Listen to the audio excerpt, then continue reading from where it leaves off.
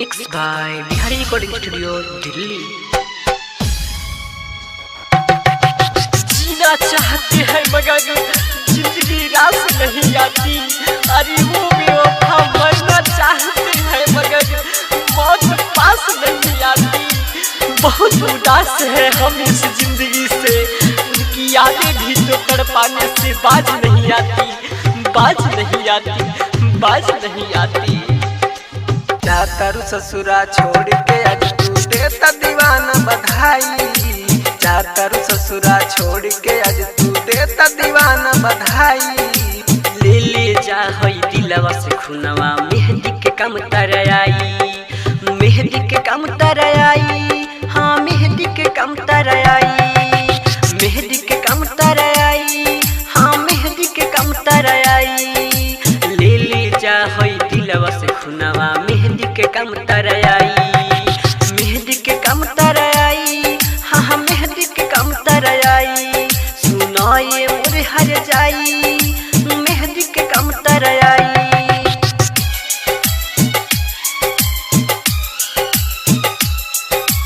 Music by DJ Ritesh बाबू।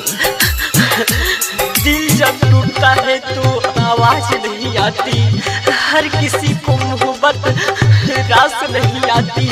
ये तो अपने अपने नसीब की बात है, कोई भूलता नहीं और किसी को याद नहीं आती, याद नहीं आती। सब करेला फूल से प्यारे आज फूल भी कांटा भइल। हंसत खेलत जिंदगी हमार पल भर में लूटा गइल। होई विदाई काल जान तू चल जाइबू भोरवा में। दिलवा हमर रखली हा जान अपना सीनोरवा में। फाटो ताय कॉलेज कहो तो चीर के सीना देखाई, फाटो ताय कॉलेज कहो तो चीर के सीना देखाई। ले ले जा होई दिलवा से खुनवा मेहंदी के कम तरयाई, मेहंदी के कम तरयाई, हाँ हाँ मेहंदी के कम तरयाई।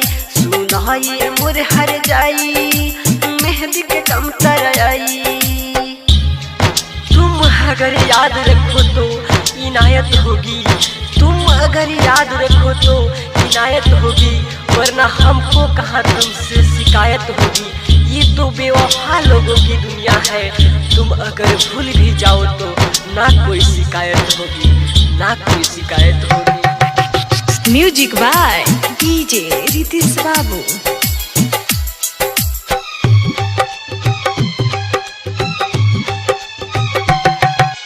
कहर से पूछे प्रदीप प्रेमी कैसे हम रह पाई। लाके पियादा हमके जहरिया माड़ों में मर जाई। साथ निभावे के ना रहता प्यार कहे तू कैलू। आपन नमवा राइटर सुनील के हथवा पर लिखवाइलू। पवन बिहारी पर मधुपेंद्र इतिहास दी बनाई, पवन बिहारी पर मधुपेंद्र इतिहास दी बनाई। ले ले जा होई दिलवा से खुनवा मेहंदी के कम तरयाई, मेहंदी के कम तरयाई, हाँ हाँ मेहंदी के कम तरयाई। सुनो ये हर जाई मेहंदी के कम तरयाई। ले ले जा होई दिलवा से खुनवा मेहंदी के कम तरयाई, हाँ हाँ मेहंदी के कम तरयाई, हाँ हाँ मेहंदी के कम तरयाई। ले ले जा होई दिलवा से खुनवा मेहंदी के